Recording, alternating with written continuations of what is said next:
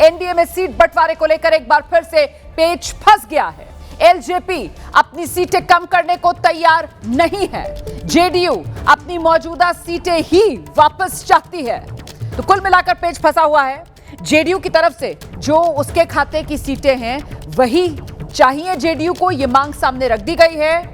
LJP की तरफ से कह दिया गया है जो 29 सीटें अभी तक गठबंधन में सीट शेयरिंग फॉर्मूले के तहत उसको दी गई हैं, वो उनमें से एक भी सीट कम नहीं करेगा।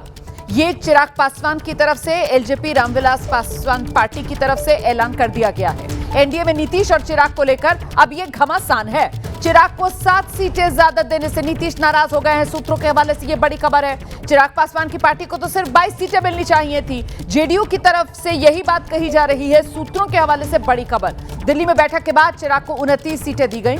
जेडीयू ने 102 से 103 सीटों पर अपनी तैयारी कर रखी थी, सूत्र ये बता रहे हैं। और चिराग को जेडीयू की सिटिंग सीटें जो दी गई हैं अब वो वापस चाहते हैं नीतीश कुमार।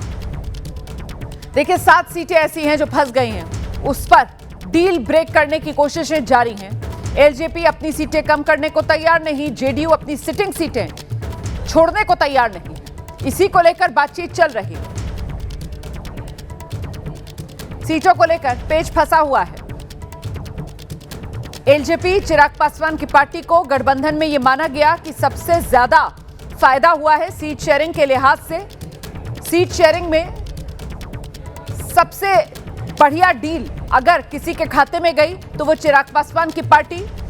29 सीटें चिराग पासवान की पार्टी को मिली।